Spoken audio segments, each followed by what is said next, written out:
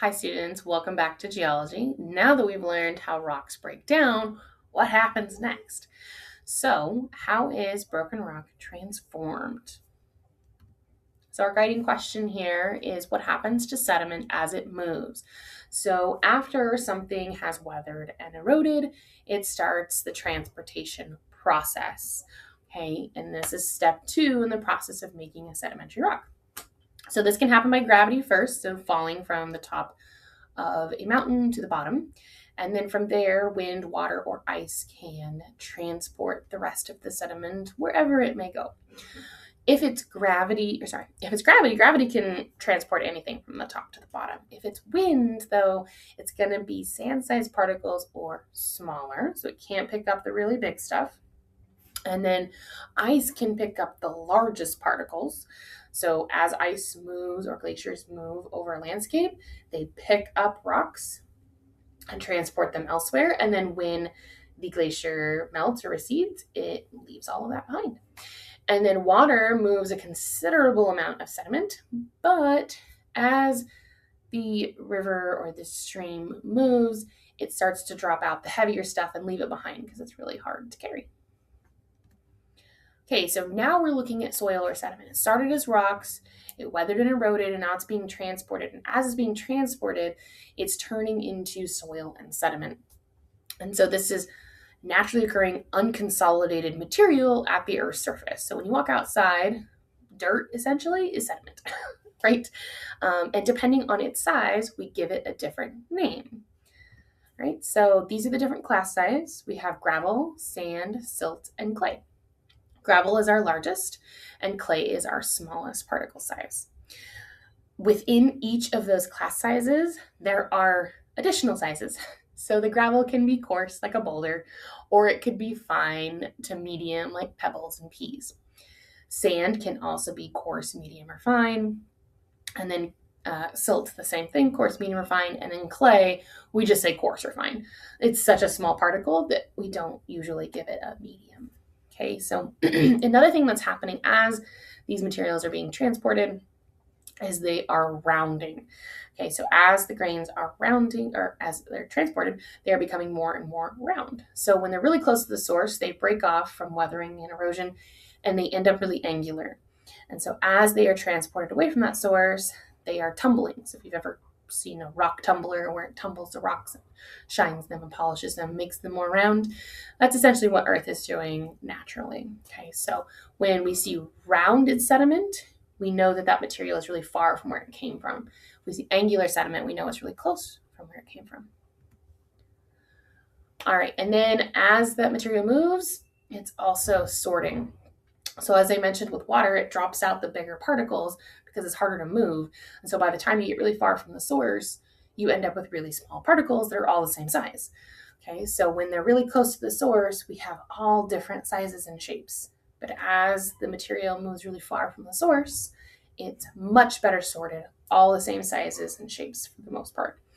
Okay, so we can look at material and say whether it's poorly sorted or well sorted or maybe moderately sorted, and that can tell us something about how close this material is to where it came from. All right, and all of those things give us an indication of the maturity of the sediment. Okay, so if it's round, very well sorted, and it has small grain sizes, we know that it's really far from its source, which means that it's very mature. If it's angular, poorly sorted, and large grain size, we know it's really close to the source, which means that it's immature. Okay? Once the material is really far from the source and reaches its area of deposition, then we get into step 3, where sediment's left behind. Okay, so deposition is the process by which sediments, soil, and rocks land in some sort of landform, landmass on the continental shelf, wherever this may be. We'll talk about depositional environments in the next slide. And then this is where they start to form a rock. All right, so depositional environments vary. We have lots of them.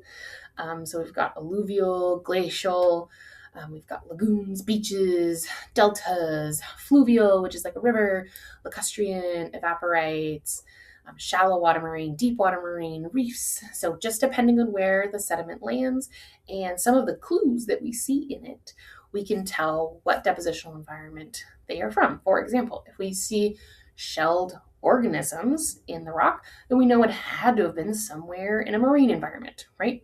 Depending on the type of shell, maybe we can discern whether that was deep marine or shallow water marine.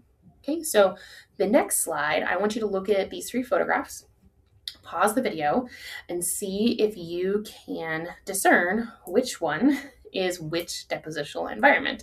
So use the clues that you see and the 3 options that I have there, deep marine, beach, and riverbed, to see if you can match them. And then we'll come back. All right, so go ahead and give it a pause, and then we will start again. Okay, so if we look at A there at the top left, what depositional environment do we think that is? So some of the things that you see in there are shells, right? And so that's going to give you an indication that we're looking at something that is marine environment. So the only option here is deep marine. So we have deep marine. This is a limestone from deep in the ocean. Okay, B has larger gravels in it, which means it's probably a little closer to its source than, for example, C would be.